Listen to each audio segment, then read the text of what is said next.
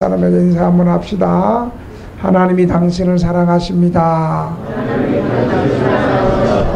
손잡고 한번 또 인사합니다. 하나님의 당신의 죄를 다 용서하셨습니다. 네, 어제 제가 토요일에 결혼식과 장례식 두 군데를 다녀왔습니다.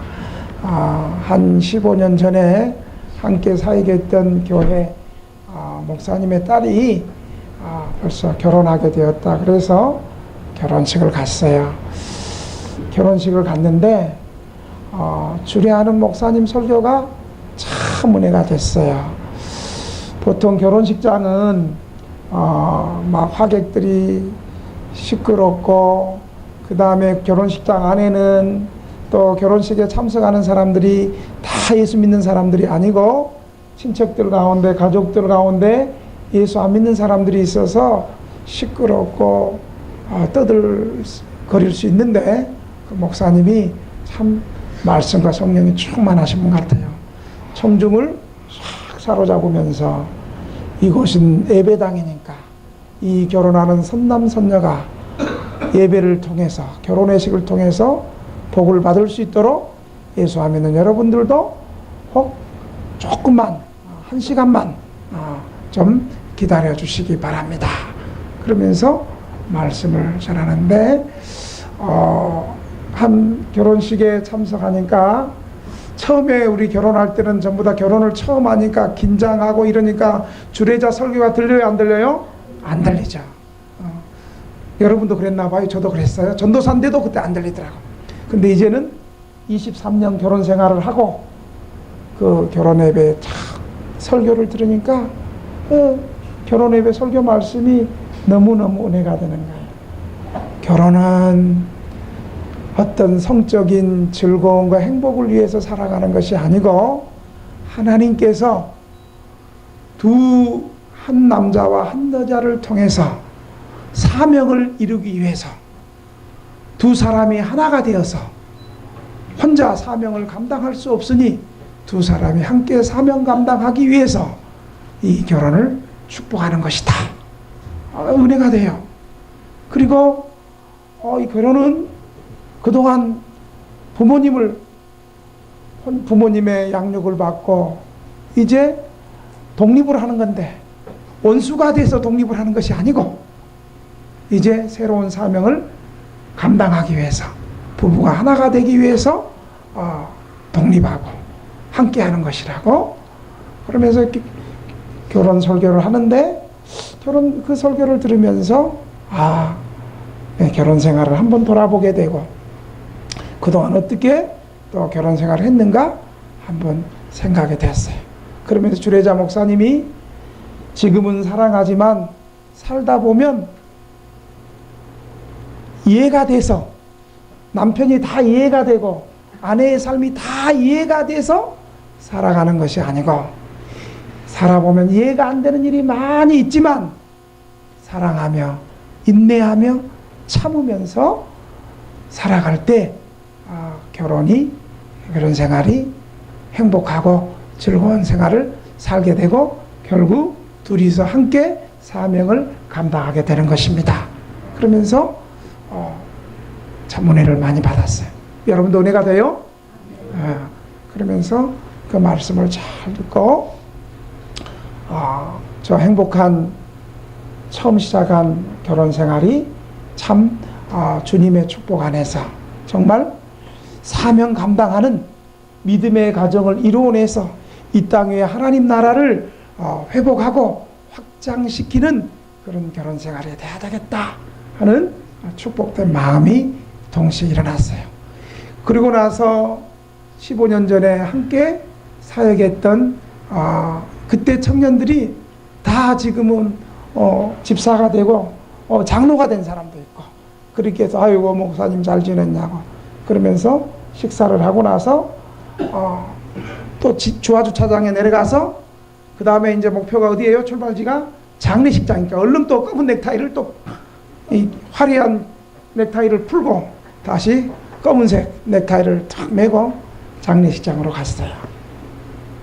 역시 장례식장으로 가는 길은 마음이 좀 엄습하고 무겁고 긴장되고, 이 권사님은 제가 한때 사역했던데, 전도사 때 제가 사역했던 교회 권사님이 90 넘어서 요양원에서 생활하면서 사셨던 권사님이 금요일날 돌아가셨어요.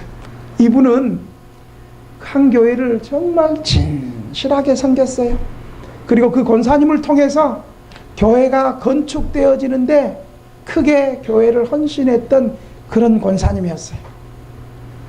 정말 헌신적으로 교회를 섬기고 어려운 성도들을 잘 구제하고, 또 교회에 어려운 일들이 생기면 가장 앞장서서 많은 헌금을 하고 교회 청소 열심히 잘하고 정말 겸손하고 본이 되는 그런 권사님이셨어요. 이 권사님이 있는데, 그런데 아들이 예수를 안 믿었어요. 안 믿고 있었어요. 이 권사님의 마음속에 우리가 늘 우리랑 같이 신앙생활하면서 아들 예수 믿기를 우리 교육자들한테도 기도 부탁을 하고, 이 권사님이 또 교육자들한테 그렇게 잘 섬긴 분이었어요. 그래서 비록 타교이지만 20년 전에 또 같이 신앙생활했던 적을 생각하면서 그 권사님 장례식에 그 교인들이 다 지나가고 혼자 빈소를 지키는 곳에 저희 부부가 둘이 갔어요. 그리고 그 자식에게 얘기했어요. 그 자식이 보니까 한 65세에서 70 사이에요. 뭐 저보다 나이가 한참 많죠. 권면했어요.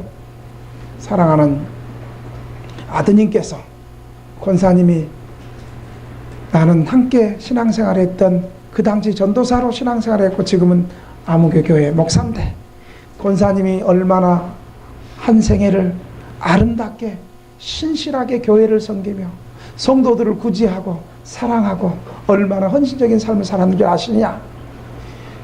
비록 지금 빈소가 좀 초라하다 할지라도 권사님은 이 땅에서 하나님을 사랑하고 믿음으로 살았기 때문에 아드님이 볼 때는 애통하지만 권사님은 이미 하나님 나라에 옮겼다. 그리고 권사님의 마음속에는 늘 우리하고 같이 신앙생활할 때 하나밖에 없는 그 아들이 예수 잘 믿기를 원했다. 아드님이 예수 믿으셔야 된다고. 그것이 참된 효도고, 그것이 결국 천국에서 권사님을 만날 수 있는 그런 삶이다. 그러면서 보니까 이분이 보니까 보니까 다리도 저리고 몸이 아픈 것 같아요. 아픈 데가 있습니까? 내가 안수기도 한번 해주겠습니다. 그래가지고 그분 머리에 안수하고 믿음이 자라기를 기도하고 예수 이름으로 치유의 은혜가 일어나기를 기도하고 그렇게 왔습니다. 어제 결혼과 장례 두 건을 통해서 짧은 오후 한나절이었지만 한 인생 한 인생을 보는 것 같았습니다. 저도 언젠가는 90 넘으신 권사님처럼 하나님 앞에 가야 되는 때가 분명히 있을 건데, 하나님이 이 땅에 나를 부르셔서 사랑하는 사람을 만나게 하시고 결혼하게 하시고 또 한 생을 가정을 이루게 하다가 하나님이 부르시면 또 이 세상 모든 짐을 다 털고 우리는 하나님의 부르심에 가야 되는, 갈 수밖에 없는 참 하나님께 계획된 인생이 바로 저와 여러분이라는 사실을 기억하시기를 바랍니다. 우리는 언젠가 주님이 부르시면 우리가 가진 건강, 재산 그렇게 많지도 않지만 수급비 통장도 다 놓고 주님이 부르시면 우리는 가야 되는 인생임을 여러분 기억하시길 바랍니다. 하루하루 믿음으로 겸손하게 이 땅에 살지만 하나님을 눈앞에 모시고 하나님 앞에서 하루하루를 진실하게 믿음으로 살아갈 때에, 주님 부르실 때에 부끄러움이 없는 믿음의 백성으로 살아갈 수 있는 저와 여러분이 되기를 주의 이름으로 축원합니다. 오후 한나절을 주일 준비해야 되는데 그렇게 많은 시간을 또 쏟았지만, 또 그 시간을 또 쏟은 만큼 제 마음에 또 많은 유익한 시간이 있었습니다. 우리 교회에서 이렇게 성도들하고 같이 목회를 하다 보면 또 우리 성도들 가운데 원치 않는 법원에서 재판을 받아야 될 때가 간혹 있어요. 그러면 평소에 교회 안 나오던 성도들도, 목사님, 제가 이제 법원에 재판받게 되는데 목사님 탄원서를 좀 써주십시오. 그러면 탄원서를 써주기도 하고, 또 어떤 경우에는 우리 쪽방 주민들의 서명 날인이 필요할 때는 또 서명도 받아서 탄원서에 같이 첨부하기도 하고, 또 어떤 때에는 탄원서가 부족해서 법정에 증인으로, 참고인으로 제가 나갈 때가 있습니다. 여러분, 재판에, 법정에 서면 마음이요, 제가 참고인, 증인으로 나가도 내가 범죄하지 않았음에도 불구하고 법정에 서면 사람의 마음이 떨리고 쫄리고 쫄아들고 두려워져요. 저는 안 쫄렸겠어요? 쫄렸겠어요? 어떻게 그렇게 잘 알았어요? 저도 가니까 쫄려. 법정에 탁 들어오니까 판사가 탁 제복을 입고, 그리고 검사가 옆에 있고, 변호사가 옆에 있고, 옆에 증인, 법정에 거짓 증인하면 안 된다는 또 선서를 하고 법정에 증인을 서니까요, 어이 설교자인 목사인 나도 막 말이 막 이렇게 줄줄줄줄 안 나와. 말이 막 떨려. 재판장에 서면 엄숙한 긴장감이 들고 뭔지 모르는 중압감이 나를 사로잡아서 마치 죄인도 아닌데도 마음이 쫄아들고 두려움이 엄습할 때가 있습니다. 오늘 사도 바울은 이방인들에게 복음을 전하기 위해서, 나는 유대인이었지만 여러분들과 똑같은 유대인이었고 모세 율법을 지키고 할례를 받고 여러분처럼 그렇게 하나님을 믿었는데, 그리고 누구보다도 열심으로 하나님을 믿었는데, 내가 다메섹 도상에서 부활하신 예수님을 믿고 나서 내가 그 예수님을, 복음을 전하는 자가 되었고, 그 부활하신 예수님께서 나를 이방인에게 복음 전하는 사도로 나를 부르셨다. 그 설교가 끝나자마자, 예루살렘에서 그 유대인들에게 설교를 끝나자마자 유대인들이 저 바울을 죽여야 된다, 저런 것들은 죽여야 된다, 막 바울을 잡아 폭동 일으켰을 때 천부장이 바울을 군인을 통해서 보호하고 안테니아 요새로 바울을 감금했다가 다시 천부장이 이제 산헤드린 공의 앞에서 바울이 변론하게 되는 것이 오늘의 본문의 내용입니다. 이스라엘의 최고 종교 의결기관인 산헤드린 공회원 법정 앞에 바울이 서게 됐습니다. 여러분, 바울이 얼마나 떨렸겠습니까? 산헤드린 공회원은 이스라엘의 최고 의결기관입니다. 산헤드린 의장은 대제사장을 제외한 70명으로 구성된, 총 71명으로 구성된 것이 바로 산헤드린 공회였습니다. 산헤드린 공회는 바리새인과 사두개파로 나누어져 있었습니다. 예수님 이전에는 사두개파가 이 산헤드린 공회의 주류를 이뤘습니다. 하지만 헤로당 시대부터는 사두개파와 귀족층의 세력을 견제하기 위해서 바리새인들을 더 많이 등용하다 보니까 바리새인들의 수가 더 많아졌습니다. 이 산헤드린 공회의 주요 업무는 유대인들이 율법을 잘 지킬 수 있도록 율법 준수 문제와 종교 재판권 행사가 산헤드린 공회였습니다. 또한 산헤드린 공회는 이스라엘의 최고 의결기관인 만큼 이스라엘의 전반적인 모든 입법, 행정, 사법을 결정했습니다. 그래서 이곳에서 결정된 사항은 누구도 어겨서는 안 되는 아주 권위 있는 최고의 의결기관이었습니다. 당시에 이스라엘은 로마의 지배를 받고 있었기 때문에 로마에서는 사형권을 주지는 않았습니다. 산헤드린 공의에 사형 집행권이 없었다 할지라도 이스라엘 독자적인 행정법과 사법권을 행사할 수 있었습니다.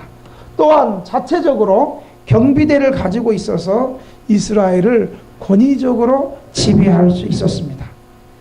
이러한 이스라엘의 최고 의결기관인 산헤드린 공의 앞에서 바울이 오늘 재판을 받고 있는데 그 가운데서 바울이 변론하고 설교하고 있는 내용입니다. 바울은 오늘 두 가지로 설교했습니다. 첫째로 이 무섭고 두려운 산헤드린 공연 앞에서 바울은 1절에 이렇게 얘기합니다. 한번 따라해 볼까요? 나는 양심에 따라 하나님을 섬겼다. 그 무시무시한 산헤드린 공회 앞에 바울은 여러분 형제들이여 나는 양심에 따라 하나님을 섬겼습니다. 우리 1절 한번 읽어볼까요? 1절 23장 1절 시작. 바울이 공회를 주목하여 이르되 여러분 형제들아 오늘까지 나는 범사의 양심을 따라 하나님을 섬겼노라 하거늘. 여러분 바울은 두루뭉실하게 대충 인생을 산 사람이 아니었습니다. 바울은 항상 선한 것과 악한 것을 구별하여 선을 행해온 사람이 바울이었습니다. 심지어 바울이 거듭나지 못했을 때에도 하나님을 만나지 못했을 때에도 자기 자신은 나는 율법의 의로움으로 말할 것 같으면 흠이 없던 자였다. 이 말은 나는 율법의 모든 율법을 최선을 다해서 남들이 안 본다 해서 율법을 어기거나 그렇지 않고 나는 율법을 최선을 다해서 흠이 없이 내 율법을 잘 지켰다. 이런 말이었어요. 그리고 사도 바울은 주님을 만나기 전에도 교회를 박해할 때도 교회를 박해하는 것이 하나님을 섬기는 것이라고 믿었기 때문에 가장 앞장서서 교회를 핍박했습니다.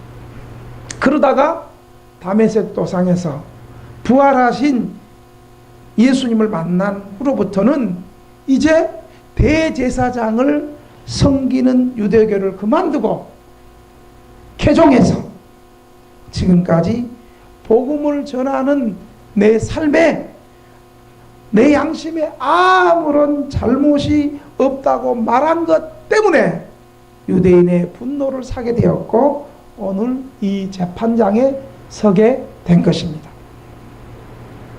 다른 사람들은 산헤드린 공회에 서면 대부분의 사람들은 산헤드린 공회에 서면 두려워하고 떨리고 쫄게 되는데 바울은 오늘 1절에 보니까 공회를 보니까 주목하여 이르다 이렇게 말. 주목하여 공회 앞에 고개를 떨리고 쫄에 떨리는 것이 아니라 주목하고 봤다는 거야. 이 말은 뭐냐면 힘있게 쳐다봤다는 거야. 왜 힘있게 쳐다봤을까요? 자기 양심에 꺼리낌이 없는 삶을 살아왔기 때문에 회중을 향해서 그렇게 쳐다볼 수 있었습니다. 두 가지 이유인데요. 하나는 바울은 부끄러움 없는 일꾼으로서 담대했기 때문에 꺼리낌이 없었고, 두 번째로는 지금 산헤드린 공의회에 있는 회중들을 자신처럼 사랑하고 그들도 예수를 못 믿어서 예수를 만나지 못해서 저렇게 살아가는 그들의 영혼을 불쌍히 여겼기 때문에 그들을 주목하여 보았습니다. 바울은 계속해서 이렇게 얘기합니다. 나는 범사에, 나는 항상 양심에 따라 하나님을 섬겼다. 여러분, 우리 가운데 바울처럼 나는 지금까지 내 양심에 한 점 부끄럼 없이 내 양심에 따라 하나님을 섬겼다, 이렇게 말할 사람이 있습니까? 바울은 이렇게 말했습니다. 나는 범사에 항상, 어떨 때는 믿음 좋을 때는 내 양심대로 살고 또 믿음 없을 때는 개판처럼 막 사는 것이 아니라 나는 범사의 양심에 따라 하나님을 섬겼다고 얘기합니다. 양심에 따라, 이 말은 선한 양심대로, 이렇게도 번역할 수 있습니다.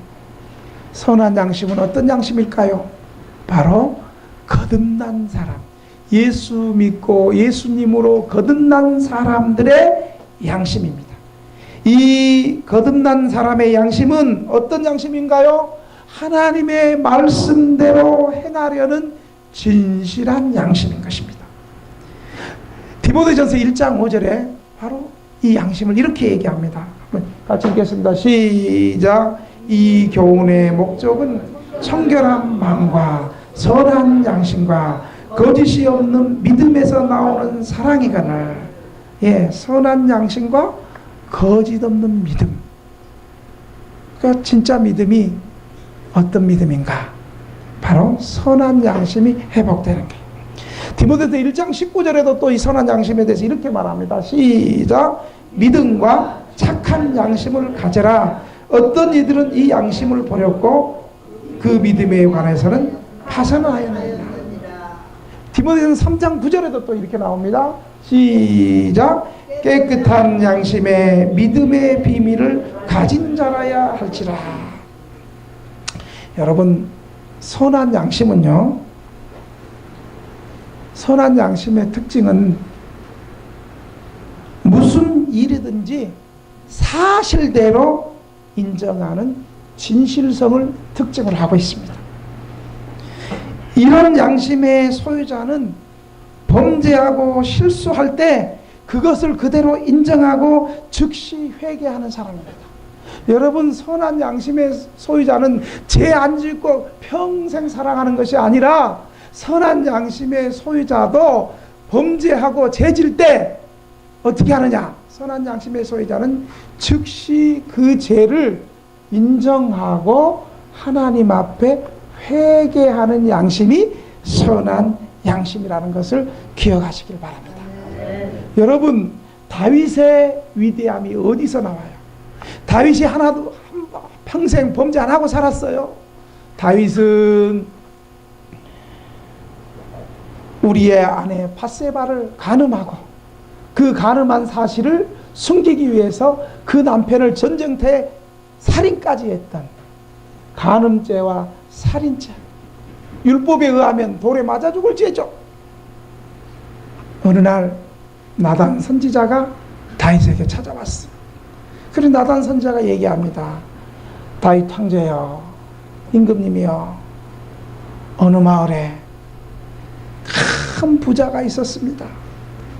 양도 많이 가졌고 소도 많이 가졌고 많은 것을 소유한 부자가 있었는데, 자기 집에 손님이 찾아와 가지고 양을 하나 잡아달라 그러니까 자기 것이 아까워가지고 바로 옆에 과부가, 가난한 과부가 딱 양 한 마리 키우고 있는데 그 양을 자기 아들처럼 그렇게 키우는 그 가난한 과부의 양을 무력으로, 힘으로 그를 물리치고 그 양을 뺏어가지고 사람을 접대했습니다. 그랬더니 다윗 황제가, 그러는 나쁜 놈을 봐라, 그런 놈은 죽여야 된다고. 그랬더니 나단 선지자가, 바로 그 사람이 당신입니다. 당신이 밧세바를 간음하고 그 간음한 사실을 은폐하기 위해서 당신의 가장 사랑하는 충신 우리아까지 죽였지 않습니까? 다윗의 위대함은 여기서 나타나는 거예요. 아주 선한 양심이 회복되지 않는 것들은 이런 고얀 놈, 내가 이런 쓸데없는, 여봐라 저 선지자를 당장 감옥에서 목을 쳐라 이렇게 했을 거예요. 그런데 다윗은 그 선지자의 책망을 하나님의 음성으로 듣고 겸손하게 그는 회개했습니다. 그것이 바로 시편 51편, 다윗이 눈물로 침상을 적시고 눈물로 회개했던 그 시편 51편이 바로 다윗의 회개신 것입니다. 다윗은요, 그 시를 통해서 무엇보다 두려운 것은 하나님의 성신이 나에게서 떠나가지 않기, 성령님이 떠나가지 않기, 그는 그렇게 회개하고 있습니다. 여러분, 선한 양심은 잘못했을 때 정직하게 내가 잘못했습니다. 여러분, 우리가 하나님이 아니고 우리는 다 죄성을 가지고 살다 보면 실수하고 범죄할 수 있어요. 그럴 때 정직하게 하나님, 제가 잘못했습니다. 목사님, 제가 잘못했습니다. 사랑하는 성도들에게 제가 잘못했습니다. 죄송합니다. 이것이 회개하는 이 심령이 선한 양심인 줄 믿으시기 바랍니다. 그런데 문제는 아닌 척, 모르면서도 아는 척, 없으면서도 있는 척, 잘못했으면서 잘못 안 한 척, 교만하면서도 안 교만한 척. 이것은 내가 양심에 따라 하나님을 섬겼다, 그렇게 말하는 고백이 아닌 것입니다. 선한 양심의 소유자는 범죄하고 실수할 때 그것을 그대로 인정하고 즉시 회개하는 그런 양심인 줄 여러분 믿으시기 바랍니다. 이와 같이 양심작용이 선하게 역사하는 것입니다. 이런 양심으로 하나님을 섬길 수 있는 것입니다. 디모데후서 1장 3절 쳤나요? 디모데후서 1장 3절에도 또 이렇게 말하고 있어요. 한번 같이 읽겠습니다. 시작. 내가 밤낮 간구하는 가운데 쉬지 않고 너를 생각하여 청결한 양심으로 조상적부터 섬겨오는 하나님께 감사하고, 이 청결한 양심으로 하나님을 섬길 수 있는 것입니다. 하나님의 말씀은 우리 인간의 양심을 향하여 두 가지로 꾸짖습니다. 그래서 첫째로 뭐냐? 왜 당신은 하나님을 믿지 않습니까? 우리 삶 속에 늘 우리에게 꾸짖습니다. 어떨 때는 하나님을 믿는 것 같고, 어떨 때는 하나님 안 믿는 것 같고, 내가 평안하고 아무런 어려움이 없을 때는 하나님 안 믿는 것처럼 살고, 어렵고 힘들 때는 주여 도와주옵소서. 우리의 양심은, 선한 양심은 꾸짖습니다. 어떤 상황에서도 당신은 하나님을 믿는가? 여러분, 어떤 상황에서 하나님을 의지하십니까? 두 번째로 이 선한 양심은 우리에게 뭘 꾸짖냐면, 왜 당신은 사랑을 실천하지 않는가? 어제 금요일날 우리가 역전에 컵라면 전도하러 나가는데 기도원 집회 가고 피곤하기도 하고 비도 부슬부슬 와서 우리가 이번 주는 역전에 노숙자들에게 컵라면 전도 한 주 쉽시다 그랬어요. 그 뒤에 역전에 컵라면 전도 한번 나온다 그러더니 한 번도 안 나오네요. 근데 그 노숙자가 나한테 전화가 왔어. 1시 15분에 한참 잠자는 시간에, 목사님 여기 역사공원인데 오늘은 컵라면 전도 안 나오나요? 잘하다가 한 번 빠지니까 그때 또 전화가 온 거예요. 아멘. 아멘 하는 사람도 컵라면 전도하러 갑시다. 아멘. 아멘 많이 했는데 나중에 다음 주 빵꾸 내지 맙시다. 아멘. 내 볼 거야. 아멘 한 사람 나오나 안 나오나. 그래서 그 다음날 아침에 보니까 그렇게 돼 있어서, 사랑하는 형제여, 역전에서 고생하지 말고 우리 교회는 이곳에 들어오면 새끼 다 먹을 수 있고 샤워장이 준비되어 있고 여기서 얼마든지 생활할 수 있고 믿음으로 새롭게 회복될 수 있는 곳이니까 금요일날 안 나갔다고 문자하지 말고 바로 이번 주부터 오늘부터 교회 오면 됩니다 했는데 아직 연락이 없어요. 왜 당신은 하나님을 믿지 않는가? 어떤 상황에서도 하나님을 믿지 않는가? 여러분, 어떨 때는 하나님을 의지하고 어떨 때는 여러분의 생각에 하나님 의지 않고 살아가잖아요. 우리의 양심이 꾸짖고 있습니다. 왜 당신은 하나님을 믿지 않는가? 여러분, 우리가 진짜 하나님을 믿는다면 겸손할 수밖에 없어요. 아무것도 없는 티끌 가운데서 티끌이었는데 하나님께서 우리 티끌을 취하여 그 코에 생기를 후 불어서 우리 인생이 됐거든요. 나라는 존재는 아무것도 없는 티끌 같은 존재였는데 하나님이 나를 나되게 하신 것에 대한 겸손함이 있습니다. 아무리 높은 위치에 있고 많은 것을 가졌고 그랬다 할지라도 나라는 존재가 하나님 앞에서는 티끌 같은 겸손한 사람이다. 그리고 말씀으로 천지를 창조하시고 하나님이 말씀하시면 그대로 이루어져 버리는 위대한 전능하신 하나님의 능력을 믿는다면 왜 우리는 낙심하고 절망하십니까? 이것이 하나님을 믿지 못하는 우리의 불신입니다. 늘 두 가지, 하나님 앞에 겸손함, 그리고 위대하신 전능하신 하나님을 어떤 상황에서 믿고 믿음으로 나아가는가. 아멘? 이것이 바로 사도 바울이 묻고 있는 거예요. 당신은 왜 사랑을 실천하지 않는가? 우리가 이 두 가지 양심의 꾸준히 앞에 사실대로 답하여 진실이 회개할 때에 그것이 바로 하나님을 섬기고 그것이 선한 양심의 작용인 줄을 믿으시기 바랍니다. 두 번째로 사도 바울은 사내들은 공회 앞에 지혜롭게 복음을 전했습니다. 바울은 사내들은 공회원들이 사두개파와 바리새파로 이루어진 것을 보고 6절에 이렇게 얘기합니다. 우리 6절 한번 읽어볼까요? 6절 시작. 바울이 그중 일부는 사두개인이요 다른 일부는 바리새인 줄 알고 공회에서 외쳐 이르되 여러분 형제들아 나는 바리새인이요 또 바리새인의 아들이라 죽은 자의 소망 곧 부활로 말미암아 내가 신문을 받노라. 바울은 자기가 지금 이 사내들은 공회 법정에서 신문받게 된 원인이 기독 신자의 부활 소망을 전한 것 때문에 나는 부활하신 주님을 만나서 유대계에서 개종해서 부활 소망을 전한 것 때문에 신문을 받게 됐다. 바울이 이렇게 말하는 초점은 뭐예요? 죽은 자들의 부활 소망을 역사적으로 성취하신 예수 그리스도의 부활을 전했습니다.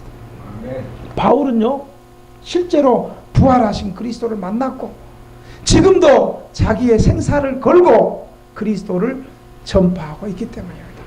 바울이 이렇게 얘기하니까 이제 바리새파와 사두개파 사이에서 소동이 일어나고 싸움이 일어났어요. 여러분 7절 8절 한번 읽어볼까요? 시작.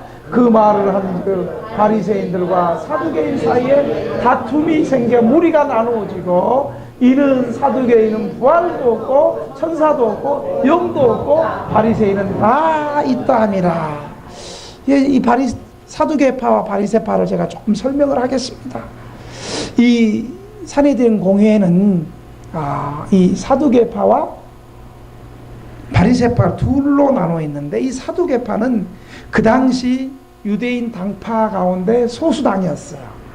그런데 이들은 지성인들이었고 하나님을 실제로 믿지 않는 사람, 무신론자들이었어요.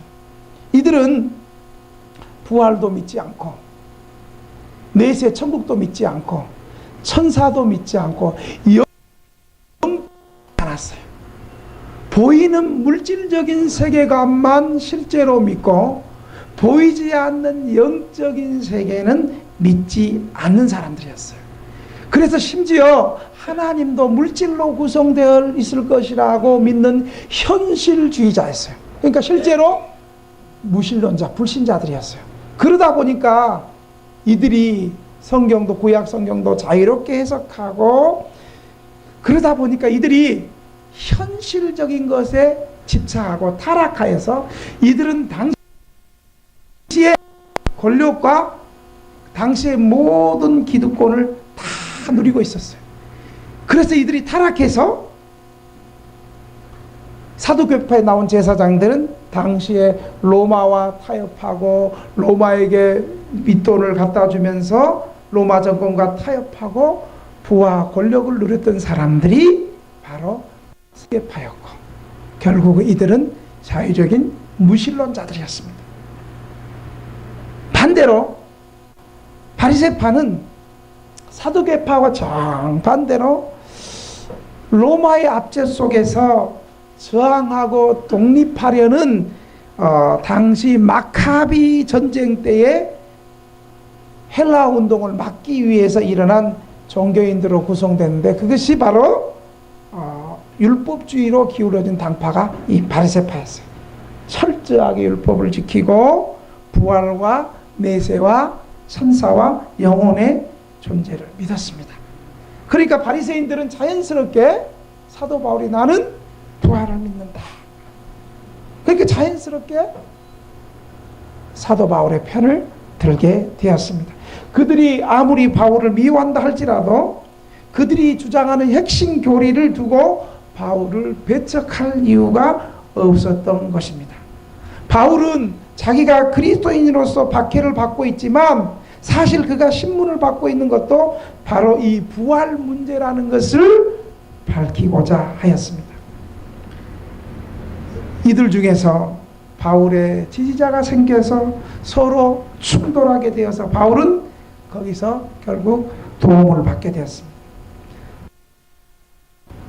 바울을 지혜롭게 처신하고 담대하게 대처했습니다. 결국 이 분쟁으로 서로 싸우고 있은 찰나에 이제 바울이 어렵게 되니까 천부장이 군대를 통해서 바울을 다시 안토니아 요새에 감금하면서 바울을 돌보아 주었습니다. 세 번째로 그 밤에 이런 상황에서 그 밤에 하나님께서 바울을 위로해 주시고 바울을 견고하게 해주었습니다. 여러분 11절 우리가 같이 읽겠습니다. 11절 시작. 그날 밤에 주께서 바울 곁에 서서 이르시되 담대하라. 내가 증언한 것 같이 로마에서도 증언하리라 하리라 하시니라. 바울은 이 산헤드린 공회에서 증언하고 결국 바리새인과 사두개파 사이에 분쟁이 일어나서 또 천부장의 도움을 받아서 외롭게 안토니아 성 요새에 감금되었지만 가 아니었습니다. 고린도에서 전도할 때도 바울이 위태하게 되었을 때 주께서 밤에 바울에게 나타나서 전도사에게 어려운 순간순간마다 환상 가운데 나타나서 바울을 위로한 것처럼 오늘도 밤에 하나님께서 바울에게 나타나셨습니다. 담대하라, 담대하라 이렇게 말씀하십니다. 성도에게 임한 위험이 극도로 달하면 주님께서 성도들을 위로하기 위해서 특별히 나타나시는 법입니다. 사람이 느끼는 위험이라면 하나님의 눈에는 아무것도 아닙니다. 하나님이 사실상 우리보다 더 급하게 움직이시고 준비하시고 계신다는 사실을 여러분 기억하시길 바랍니다. 하나님께서 바울로 하여금 마침내 로마에게 가서 복음을 증거하게 하실 것이므로 앞으로 로마까지 가는 모든 일정의 위험을 주님께서 다 하시고 피할 수 있도록 피할 길도 주시고 위험에 처할 때 보호해 주신다는 것을 말씀하고 있습니다. 주님께서 이 밤에 나타나서 바울에게 나타난 이 계시는 바울이 지금 어려운 가운데 큰 힘을 얻었을 것입니다. 바울이 주님의 임재만을 통해서도 큰 힘을 얻을 것인데, 더 나아가서 주님은 이렇게 얘기하고 있습니다. 내가 예루살렘에서 나의 일을 증언한 것 같이 로마에서도 증언하여라 하리라. 이런 약속까지 받았으니 바울의 마음이 얼마나 기쁘고 든든하고 위로가 되겠습니까? 사랑하는 성도 여러분, 우리가 인생을 살 때에 때로는 개인적으로든 큰 어려움을 만나고 위험을 만나지만, 우리가 믿음 앞에 서 있고 주님 의지한다면 주님은 우리가 당하는 위험보다 더 먼저 그 위험 속에 주님의 보호가 있고, 주님이 알고 계시고, 주님이 그 순간에 우리 앞서 준비하고 계신다는 사실을 기억하시기를 바랍니다.